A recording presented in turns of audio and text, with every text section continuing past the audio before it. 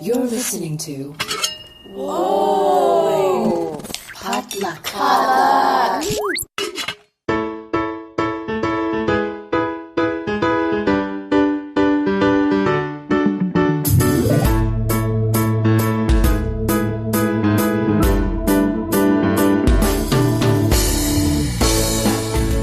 And hey everyone, welcome back to Books and Boba, a book club and podcast featuring books by Asian and Asian American authors. As always, my name is Marvin Yue. And I'm Rira Yu.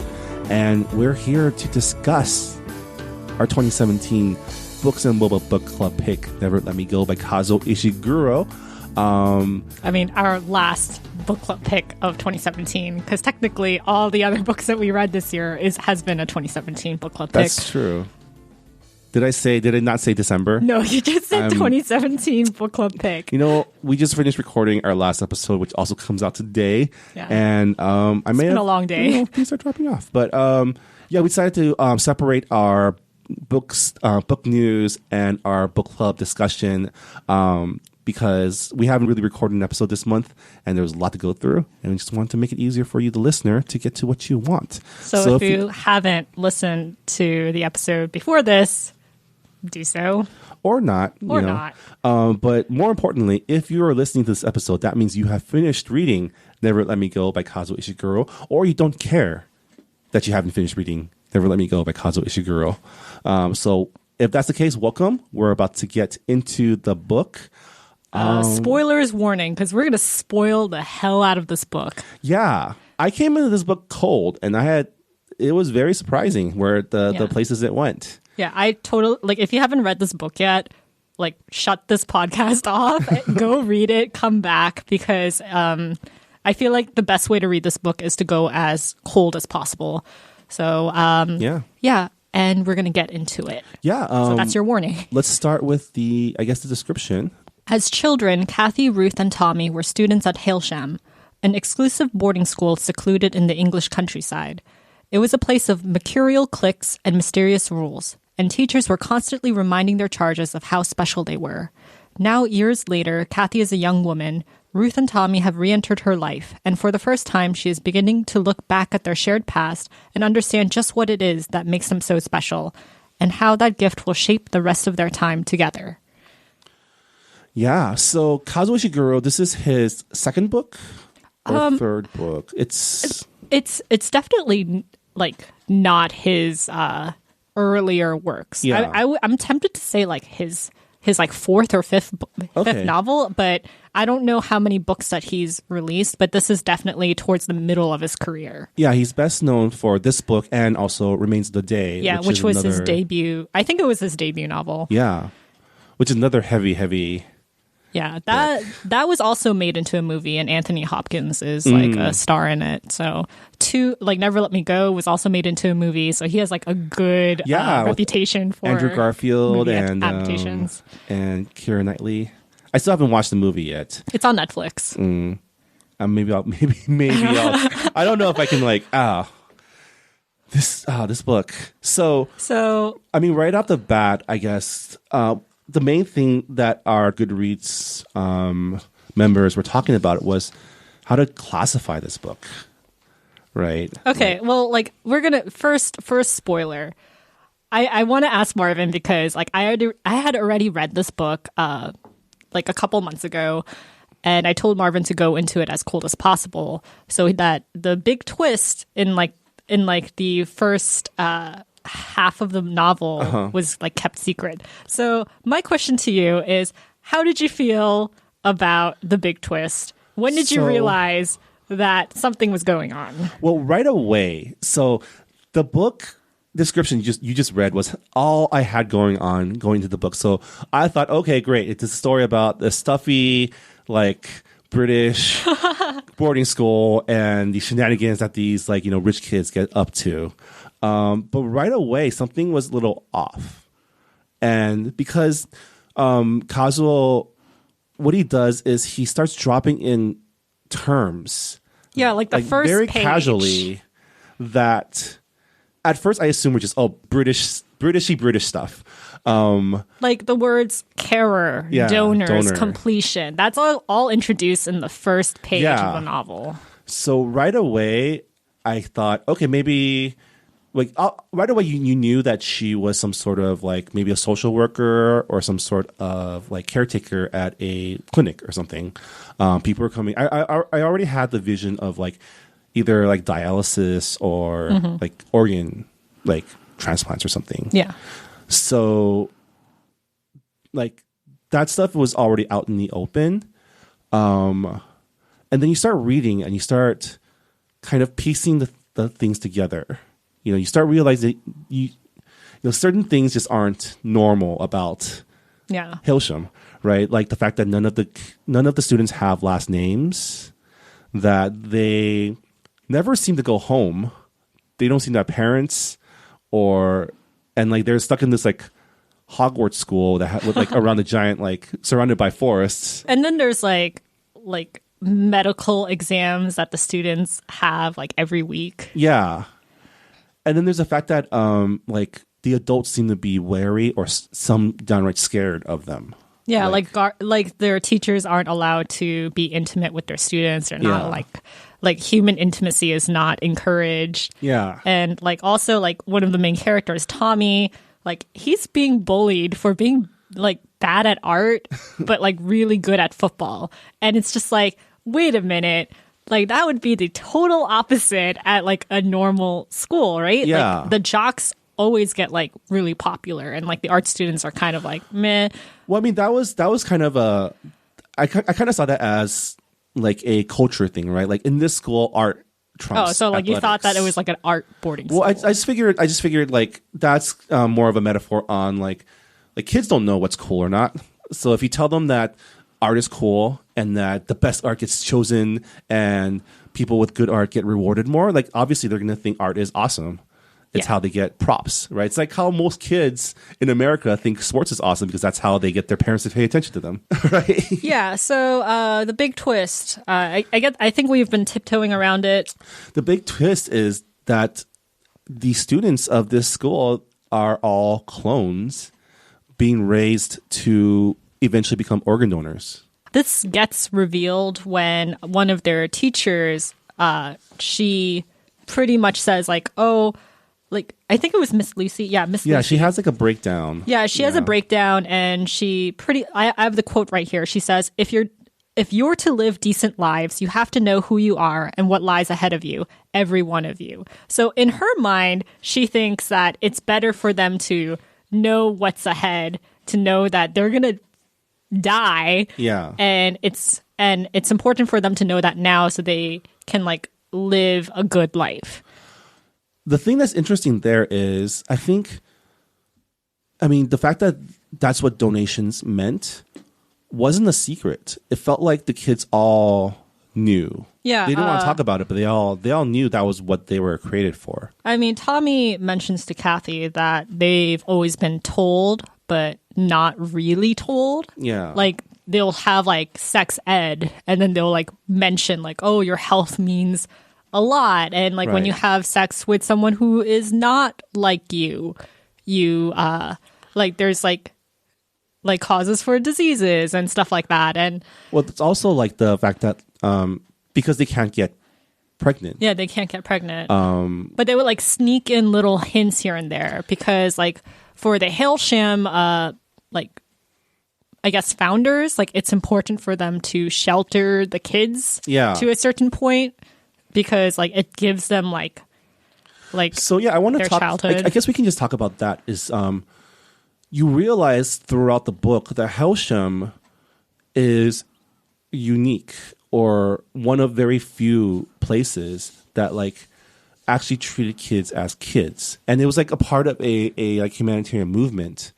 Because that's something that they foreshadow really early too in that first chapter where Kathy was taking care of a guy who was from Dover who didn't go through Hailsham or any of the other boarding schools. Yeah. And all they want to know was what life was like in Hailsham. And that took on a really dark tone later on when I was thinking about it, because you realize that like you see the world through the lives of like Kathy, Ruth, and Tommy, and in Hailsham, they had like more or less normal childhoods with like childhood like kid stuff, teen stuff, like melodrama, things like that. But that wasn't the case for a lot of these donors. Like they grew up in what essentially, in my mind, is like factory farms. Yeah, like factory farms. Right. And they didn't have a childhood. They weren't allowed to create or live or even like be children. Yeah. Right. Like they were, like my guess was that they were kind of treated in not inhuman ways because they have to be like fed well and like clothed well and hygiene and all that, but it's just like they're treated as like they were treated property. like property, and that like their life didn't matter. And it really like is a dark way of saying what happens when you give like a subgroup in a marginalized like umbrella like privilege and power. And it's like that's really scary because like we see that now, right? And we've seen it like during slavery as well. There were slaves who like worked in the field, and then there were like house slaves who got better housing, better clothes, and like better working conditions. But at the same time, they were all slaves. So that kind of reminded me of that. And it really does take like a dark turn, which is really funny to me because Kazuo Ishiguro describes Never Let Me Go as his most uplifting novel. And like that is just like so weird to me. That just says a lot about his work in general. I mean, I agree. I can see what he means though, because the book is never depressing. The implications are depressing as fuck, but the book itself, the stories, like the personal stories that it tells, is not one of like, it's one of people living the best they can and finding reasons to live. Yeah, it is very optimistic in a sense. But I do want to ask you, like, this entire book is told from Kathy's perspective, and it's like a first person narrative. It's stream of consciousness too, which like I wonder how you, as a often detractor of this type of prose. Okay, let me just say, like, I watched the movie first because I didn't know that it was based off of a book. Okay. I mean, like, I watched the opening credits and I was like, oh, Kazuo Ishiguro, like, who is this person? That person is definitely Japanese. It's based on his book, so I guess I'll like check it out later. But then I watched the movie and then all the twists were revealed, and I was like, oh my God, like, what is happening? I mean, they revealed a lot earlier in the movie, right? A lot earlier in the movie because you only have like 2 hours, but like it was also like a complete surprise to me because I went into the movie pretty cold. I didn't watch the trailer or anything. It's Keira Knightley, Andrew Garfield, kids in boarding. It's like British boarding school shenanigans. Yeah, so right? I watched it and I was like shocked by the twist, and I was like, okay, I'm gonna go read the book immediately because I want to see like how well they adapted it. And after reading the book, like I prefer the book way more than the movie. Yeah. And the stream of consciousness, like I usually don't like that, but because I had watched the movie first, like I was able to, like, I really appreciated the first person narrative because you really get into the character's head. Whereas like in the movie, it's kind of like, you don't really know. You have to kind of like take hints from the actor's performance. And I think it's the way that he writes her thoughts is very intuitive, I guess, in a way. It's definitely it's a person telling a story and they go off on tangents. It's very like, it took maybe a chapter or two to get into the rhythm. But once I got in the rhythm, I couldn't put it down because of the fact that it's a story that keeps building and building and building. Yeah. And even though it takes place in this world where, yes, they're all destined to be harvested for their organs, you want to know what happened in Norfolk. You want to know what happened. What about that tape? You want to know why Tommy did this that one time or what he told her. Like, I really did appreciate like the first person narrative because like it went on tangents and like in the beginning, you're like, why is she going off on all these tangents and memories that don't really matter? But the thing is, this entire book is about memories. It's about like Kathy looking back and like pretty much like wondering about her life and like if she lived a good life and if she lived in an alternate life, like what it would have been like. And the first person narrative really like gives the reader a glimpse of her regrets and her flaws, because Kathy is very flawed. She is like Yeah. a very passive character that is like infuriating. It's like why aren't you saying anything? And Why she aren't you definitely- standing up to Ruth? Why are you like just being walked all over? And she definitely goes into that. Like, if I was me now, I would have done this, or I would have done Yeah. that, or I would have seen this differently. I would have known this was going on. Yeah. Right. And it is definitely,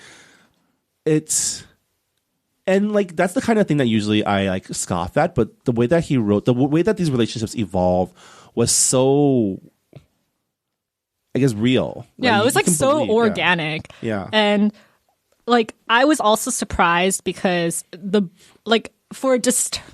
guess it's a dystopian novel. It's like very hard to put it into Yeah. one genre, which I is mean- some of our book club members have mentioned that. But the thing is, like, this takes place in a parallel universe. It takes place during the 70s and 80s, where cloning has been pretty much perfected. Yeah. And it's just like it's so weird because like it's kind of like alternate history, right? And that kind of comes up a lot in the book because like Norfolk is like the lost corner, and like Ruth's obsession with finding her original. Yeah. So it's like the idea of having like an alternate life and just thinking about like what you would do if you went back in time now, like that's very much like interwoven with the story.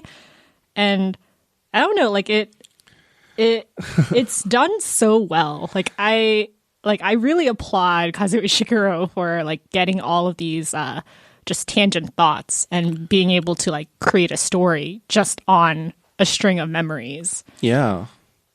It was, especially during the middle chapter, like when they were in the cabins, like after they left the boarding school, but before they went on to like become carers and donors, there's this middle period where they just kind of live their lives as young adults, right? They're kind of in a holding pattern. Yeah. Like kind of, if you think about it, they're being, and it's kind of ironic that they were being kept at a farmhouse because they were just pretty much being raised until they were ready to like move on to their next phase in their usage. But during this time, like all these like young adult, adolescent, like college age, like stuff starts happening. And like, we all have that friend who like left for college and came back and like changed because they just like wanted to be cool like the people they met there. And that was Ruth's character. And you're just like, oh, I know that person, you know? Yeah, like I did not like Ruth, but the thing is, like, she's such a essential character in this book. I didn't hate, like, I thought that she was definitely like was a jerk for the most part, but I felt like it came from a place of like I can see where that comes from, you know, like you're trying to, like, you know, that you only have like what 20, 30 years to live, and you want to be as normal as possible, and you want to live it as best as you can. And she even admits, and this is Kathy and Tommy and her, they all admit that they don't know what it means to live. So she's taking cues from, like, she's like, the difference between her character and Kathy's character is Kathy's taking all these like internal cues, kind of internalizing everything. Yeah. Whereas Ruth is kind of taking our cues from the outside world.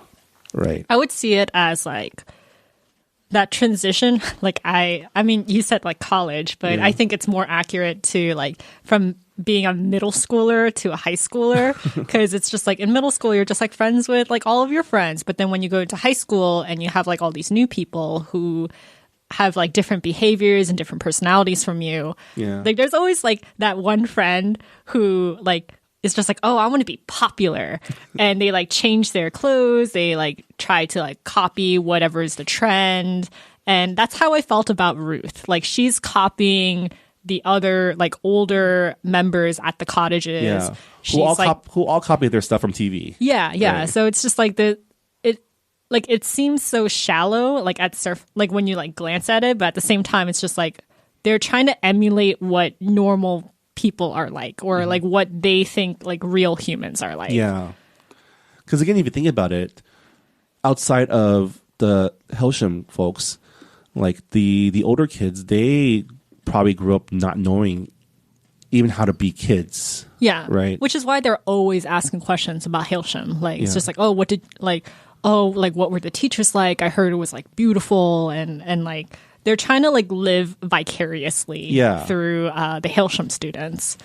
But I did want to ask, when Kathy and Tommy request for a deferral on like future donations, like, how did you feel about that? Like, because they get denied. And So that scene, I had a feeling that I had a feeling that was going to happen because, again, like the whole deferral thing, the whole idea of Hailsham being special in that way it just seemed too good to be true.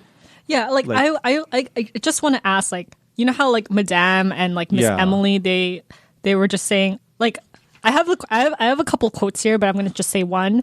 I think it was the Madame who said this, and she said, "Look at you both now. You've had good lives. You're educated and cultured." And she pretty much goes on to say like their reasons for like sheltering them, lying to them, and like doing all this stuff for them is like a valid excuse. I mean, so this was a tough chapter to process because you're finally revealed the reason for Hailsham, and you find out that Hailsham is special because it was born out of a movement to prove that these clones should be treated with more humanity. Yeah. Right. That they have souls, and that was the whole reason for the gallery. That they're pretty much like the organic chicken farms of the clone business, right? Like we'll let these kids run free and have happy lives, and that way, I mean, I don't even think it's for happier organs, right? It's just like you can't look at these people and say that they're not human. I would say that it's like for Madame and Miss Emily and all the people who believe that clones should be treated as humanly possible. I think for them, it was just like a way to relieve their guilt because definitely, it's just like it's weird because for the clones, it's like the Dark Ages, right? Like it's a dystopian society where everybody is killed for their organs, but for like regular humans, it's like a utopian society where people don't have to die from cancer. Like they can just get organ donations anytime that they want.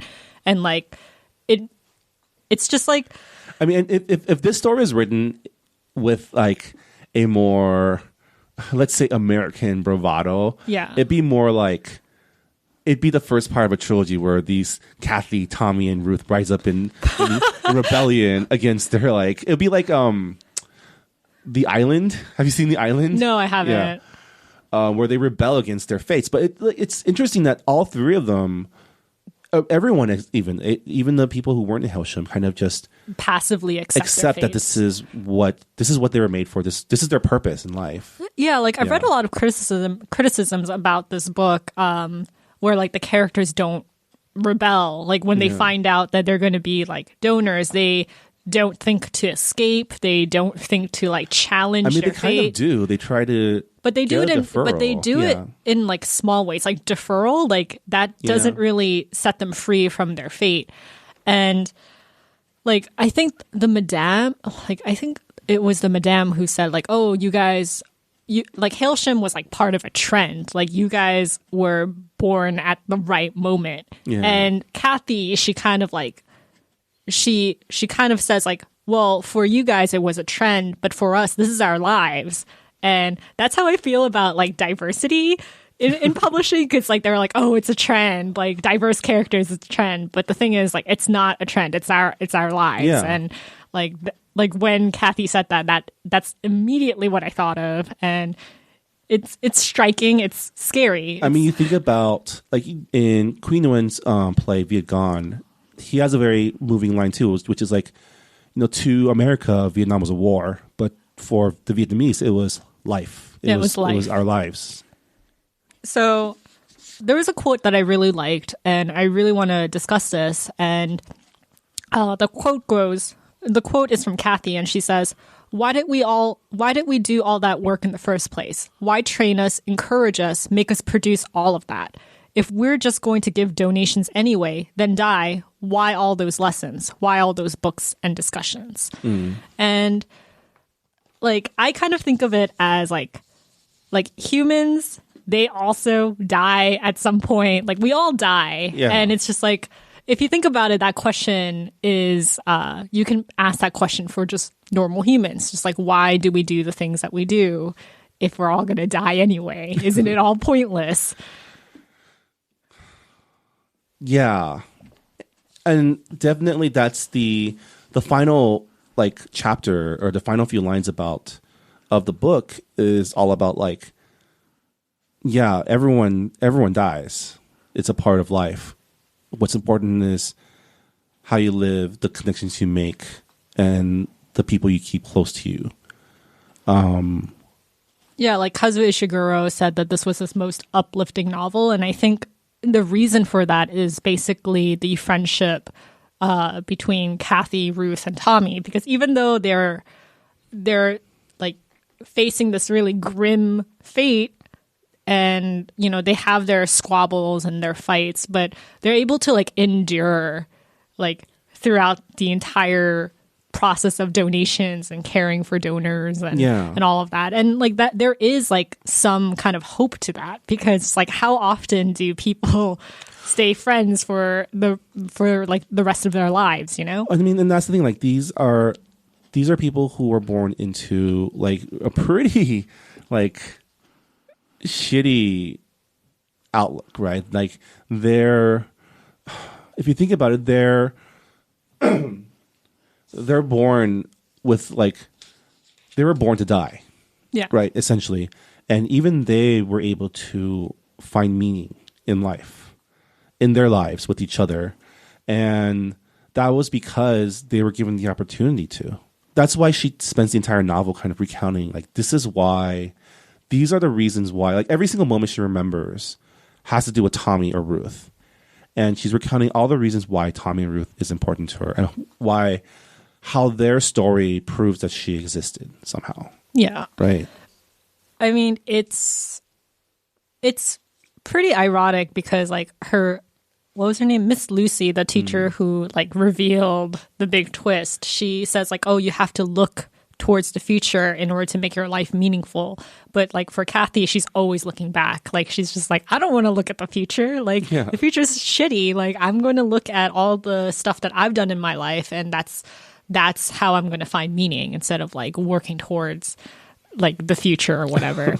And it's like, I want to go back to the concept of originals, because like there's like this whole arc with Ruth, like trying to find her original, and like her, and even before like her finding an original, she's always like dreaming about like an alternate life where she has like this office, and it's like these big windows, and like and that's juxtaposed with Kathy looking intensely at the faces of porn artists or porn stars, right, in magazines. And you know, so I forgot the names of the two older kids, but they think they found Ruth's original in Norfolk. Yeah. Right. So they go and like they try to like, you know, they make a whole adventure of it, and it becomes one of like her more like cherished memories, right? Yeah. But then in the end, you know, both her and Kathy kind of come to a realization that like people like that, like people with happy lives, they don't let themselves get cloned. Yeah. I mean, like it's not just Ruth who has this obsession with finding their original. I think every kid at Hailsham like mentioned it at some point. It's just like, oh, like I wonder where I come from. I wonder like if all these traits that I have is something that was like inherited from my DNA, or if it's something that I like if these traits are just unique to me and my upbringing. And it really brings like that question of like nature versus nurture. Yeah. And for like Kathy and Tommy, they're like, they don't really care about finding their originals, because they're just like, what's the point? Like, I'm me, and I don't really need to know all that stuff. Well, I think that's Tommy, because Tommy's always kind of like, he's not dull, but he's not a critical thinker. Right? Yeah, he that's kinda true. just like goes off the cuff. But I mean, Kathy does spend a lot of time staring at porn magazines trying to look for her face, because that's where she believes Yeah. she might come from. Yeah. Right. And it takes Tommy to tell her, like, don't do that. Like, you're better than that. You're setting yourself up for a disappointment. Yeah. Yeah. So what did you think about Never Let Me Go comes up during the Oh, right. during the story. Because, like, Kathy finds this tape. as a song. As a song, Right? And I thought that was interesting. I thought, like, I wonder if that was because it's a made up song from a made up artist. Yeah. And I guess in the movie they like made up a song for it. I guess so. I'm not sure. Yeah, like that was really interesting because it gets brought up later in the end because Kathy remembers how she used to play that tape over and over again. And even though Never Let Me Go, the song was meant about, like, the song was actually about this woman who's like telling her man, like, oh, like, don't go. Yeah. But Kathy, she thought She interprets it as a woman who had difficulty having a baby, and she finally has this baby, and she's like holding this baby in her arms and saying, like, oh, like, I never want to let my baby go. And she's like dancing around, dancing to the song, like pretending that she's holding a baby. And when the song ends, she looks towards the door, and the madame is like crying while she like saw Kathy dancing. Yeah.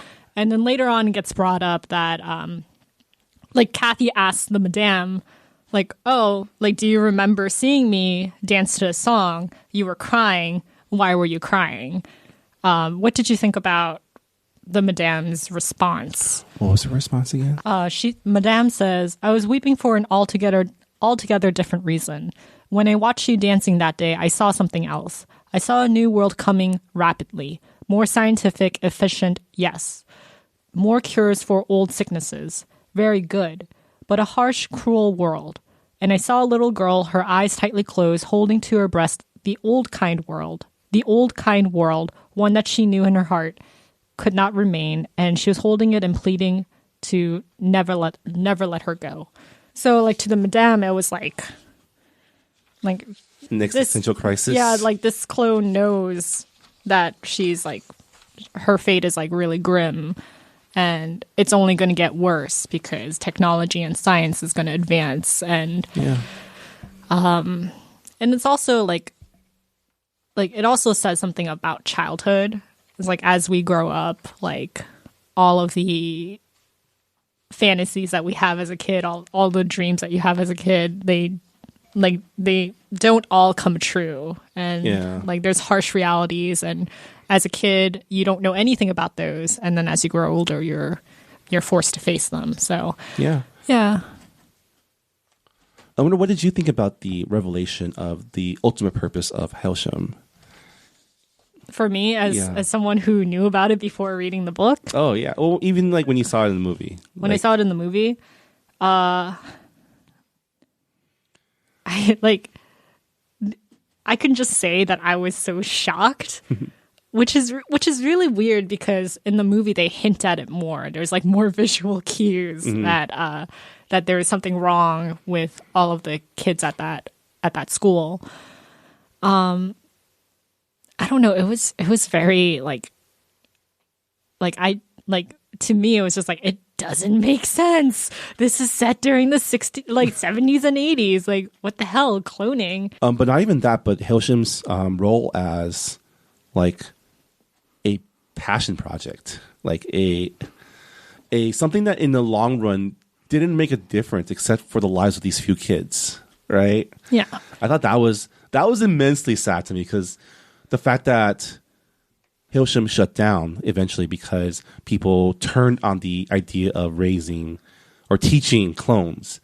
Yeah. Because, and I guess that kind of goes with the whole minority or like marginalized people thing, is like, once people in power realize that the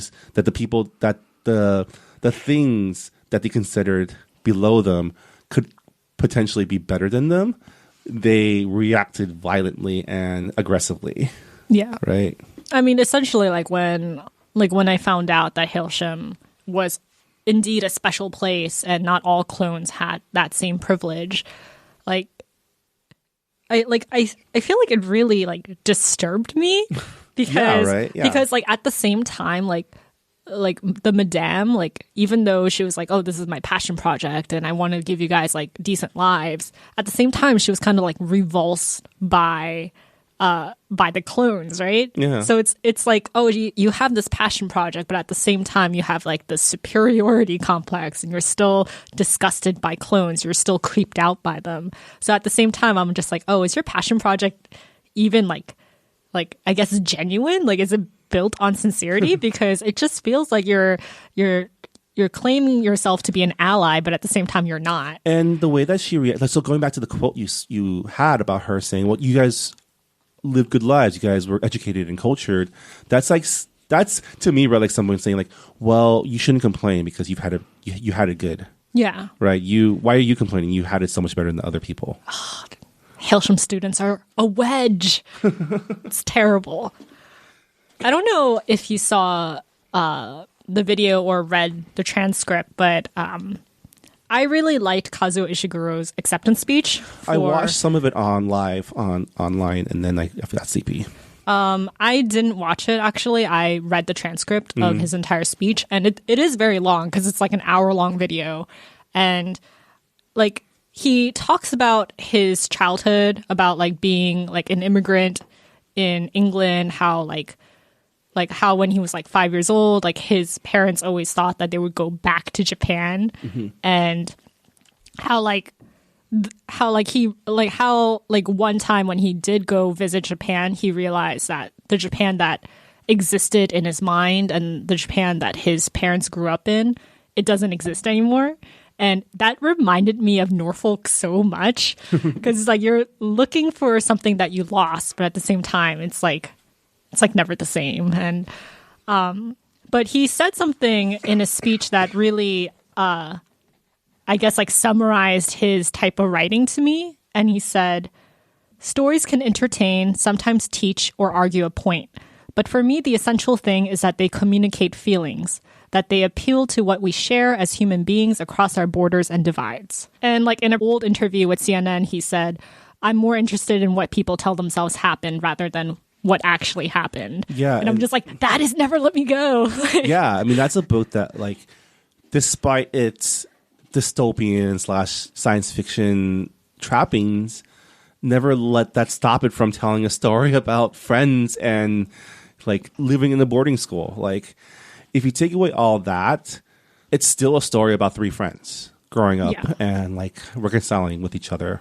It like it really like shows that you can have like a really high concept like premise for your novel, but if the characters aren't strong enough, if you don't have like if your characters don't have like motivations or reasoning behind reasoning behind their actions, then your novel's going to be weak. Your story's going to be weak. Yeah, and these characters are all like I said, the characters that you know, the characters that you believe. Like when after the deferment thing, that what can probably be the climax of the story is Tommy going to that field and just like for the first time in probably like 10 years getting really, really angry and like punching the air and just like screaming.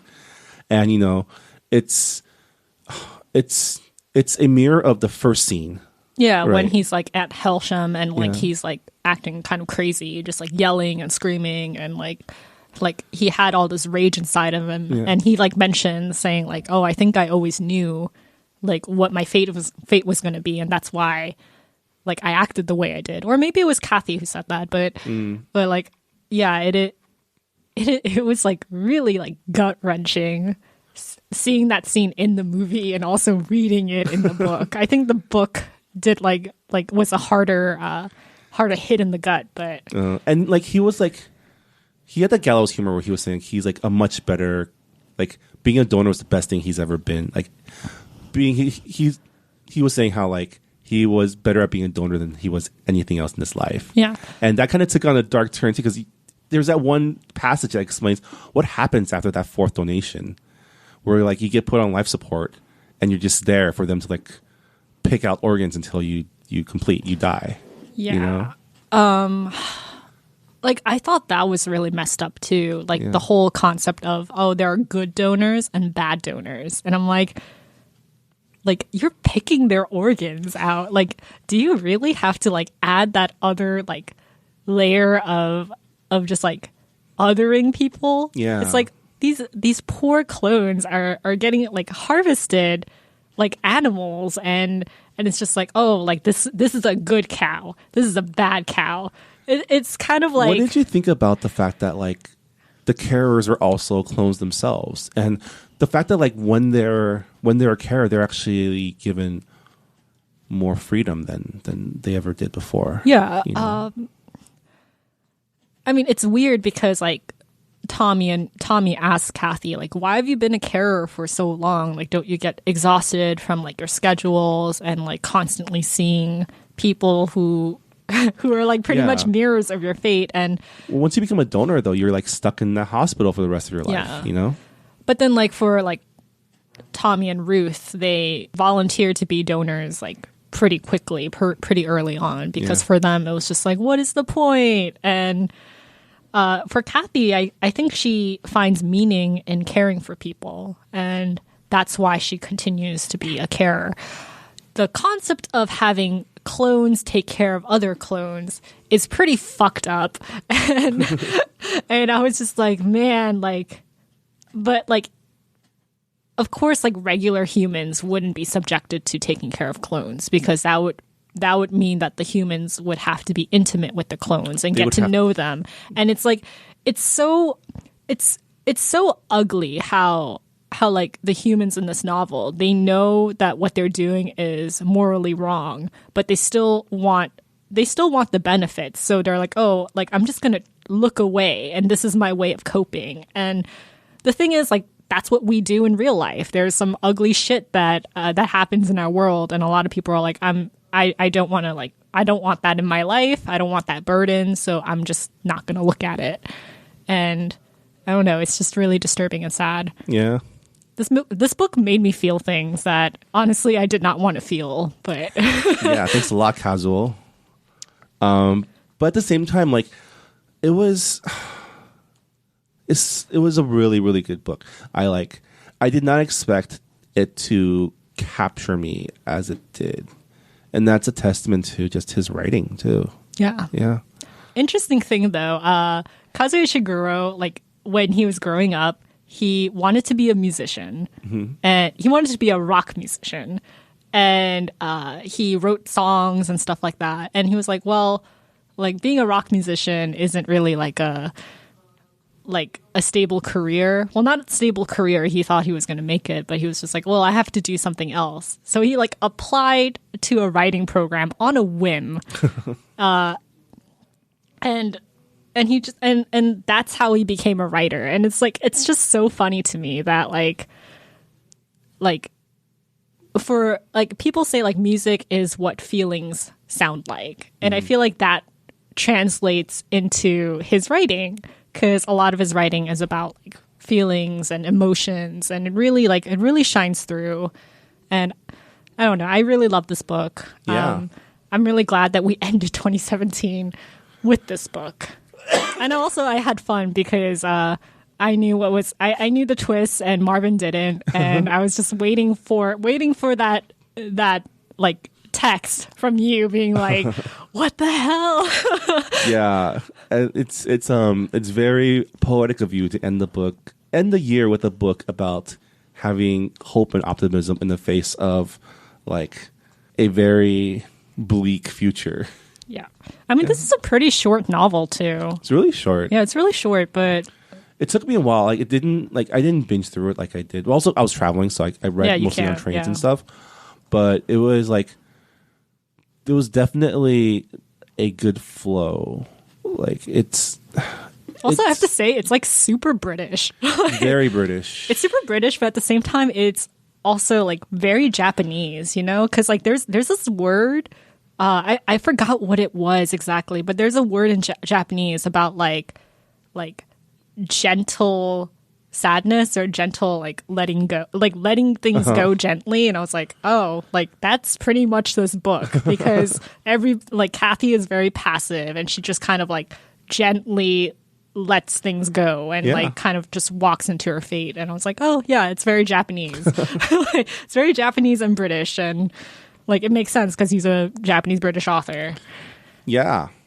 I definitely want to read like I had borrowed Remains of the Day and I had meant to read it, but then Animal Crossing Pocket Camp came out, and I dedicated. You can't keep blaming video games for your no. Video games are a very important part of my life, so I'm probably going to read that at some point. I'm probably going to read The Buried Giant at another point. I think there's a book where Kazuo Ishiguro actually sets the story in Japan, in like feudal Japan. Yeah, I think they promote that at the end of the paperback I have. So I really, really want to read that. Yeah. And if you haven't already, please go watch his Nobel Prize speech or read the speech, because he does, at the very end of the speech, he talks about how important diversity is and how like it's important for the publishing industry to like let younger writers,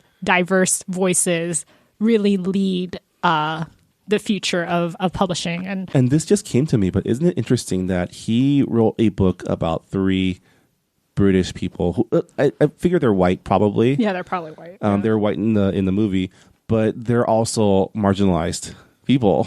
Yeah. But yeah, that's I guess that'll do it for a discussion of Never Let Me Go by Kazuo Ishiguro. If you have thoughts about what we talked about or your own thoughts to share with the group, please go to our Books and Boba Goodreads forum to sound off. And don't forget, the January book pick is Pachinko by Min-Jin Lee. It's out on paperback right now, so there's no excuse not to get it. You can get it on paperback, Kindle, or hardcover, however you like. And speaking of January book pick, do you know what we're reading for February? February pick is Everyone's an Alien When You're an Alien Too by Jomni Sun. Oh, nice. Yeah, because February is a short month, and like you can probably breeze go through with the picture books. Yeah, right? Well, graphic novels, graphic memoirs, graphic books. Yeah, I've heard so many good things about it too, and I really want to. His Twitter is pretty fire. Yeah. So yeah, that's our book pick for February for those of you who want to get a head start on it. And that'll do it for this episode of Books and Boba. And that'll do it for Books and Boba for the year of 2017. Thank you all for joining us. Whether you're a new listener or a longtime supporter, we really appreciate you spending your time with us talking about books and helping us highlight books by Asian and Asian American authors. Marvin, how do you feel since like we started this podcast and book club over a year ago? But yeah, you've read a good handful of books. It's been a really, really interesting journey. As you may have noticed, I'm not very plugged into the literary Asian American world, but being a part of this book club and seeing just being introduced to Asian publishing Twitter has been really, really enlightening. And I appreciate Reba for bringing all these books into my universe. And I've actually read extra books for fun over the past year, which is something that I haven't done in a while. So. Which really surprised me. I mean, for me, you say oh, I'm thank you for bringing these books into my universe. But for me, I was an avid reader, but I honestly have to say that I did not read a lot of books by Asian American authors. I knew they existed. That's why when we started this podcast and I said that we started it because one person said there aren't a lot of Asian American authors. I'm like, yes, there are, but I have not read their books. And this is a really good reason for me to read their books. Yeah.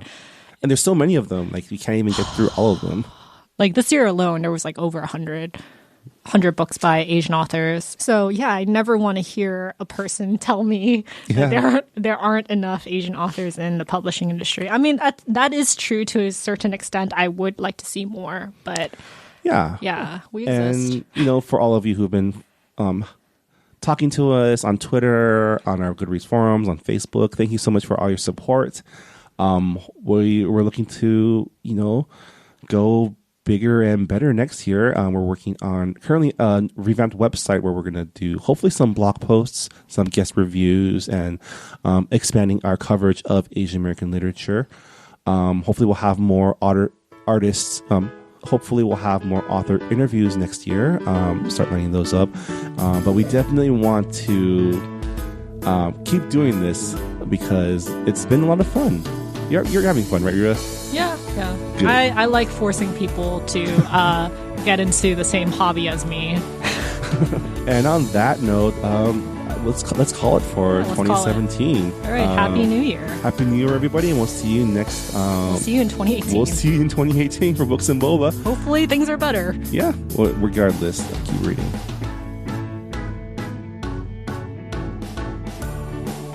Books and Boba was hosted by Marvin Yue and reviewed and produced and edited by Marvin Yue. Books and Boba is a proud member of the Potluck Podcast Collective, a collective of podcasts featuring unique voices from the Asian American community. If you liked our show, you might also like They Call Us Bruce.